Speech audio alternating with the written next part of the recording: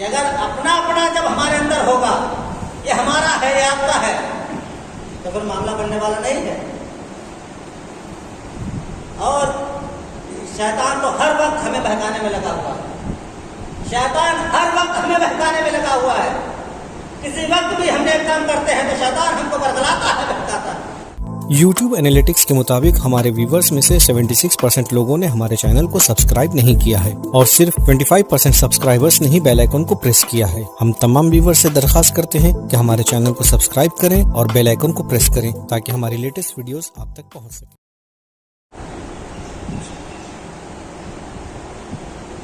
तो हमको चाहिए शैतान से परहेज करें,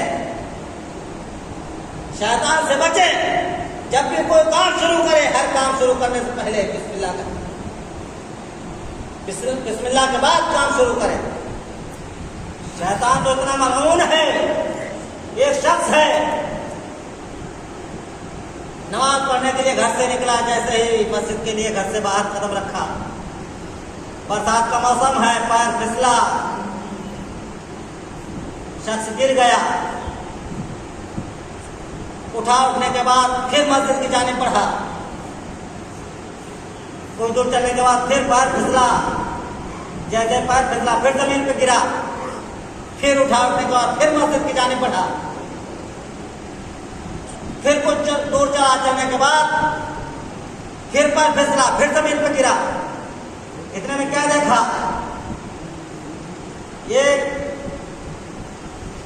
लंबी रीछ वाला शख्स आया, बेहतरीन साफ सुथरा, एक आयरन का लिबास पहने हुए सामने आया। आने के बाद कहा, भाई कहाँ जा रहे हो? कहा, मस्जिद जा रहे हैं।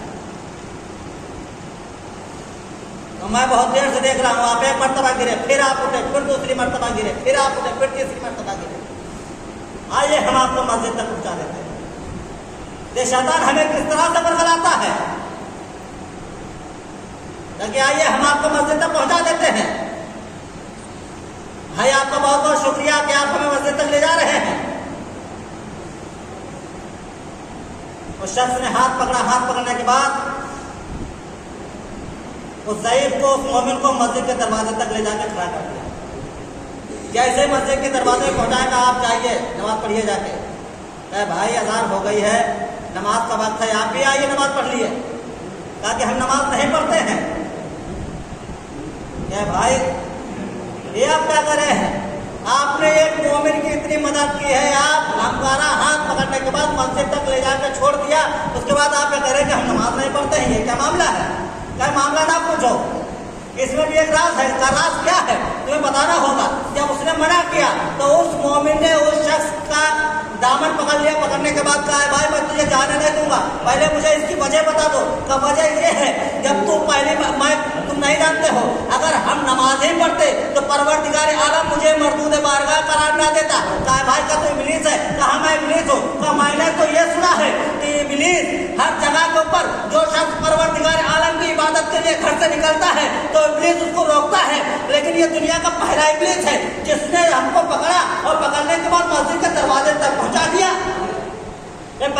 पकड़ने के बाद मस्जिद के दरवाजे तक पहुंचा दिया। तब तुम्हें नहीं पता, इसमें भी एक फलसफा है, इसमें भी कुछ राज छिपा हुआ है। का वो राज क्या है? का वो राज ये है, जब तुम पहली मर्तबा गिरे तो परवरदिगार आलम को तुम्हारी ये अदा इतनी पसंद आई, परवरदिगार आलम ने तुम्हारे सारे गुनाह माफ कर दिए। कहा, जब तुम दूसरी मर्तबा गिरा, परवरदिगार आलम को तेरी ये अदा इतनी पसंद आई कि तेरे घर वालों के गुनाह माफ कर दिए। कहा, जब तुम तीसरी मर्तबा गिरा, परवरदिगार आलम ने तेरी पूरी बस्ती के गुनाह माफ कर दिए। जब मैंने ये देखा परवरदिगार आलम ने तेरे गुनाह माफ कर दिए, तेरे घर वालों के गुनाह माफ कर दिए, तेरी बस्ती वालों के गुनाह माफ कर दिए, मैंने ये देखा कि परवरदिगार आलम का लुत्फ आगे ना बढ़े, अपने कर्म से ऐसा ना हो, तमाम मुस्लिमीन को बख्श दे, तमाम के तमाम मुस्लिमीन को माफ कर दे। मैंने जब ये देखा तो तेरा हाथ पकड़ा। पकड़ने के बाद वहीं के ऊपर एक खत कह दिया, देखो तेरी बस्ती वाले ही माफ किए गए हैं, अभी बहकाने के लिए पूरी दुनिया काफी है। कि ऐसा ना हो कि हम भी शैतान के बहकावे में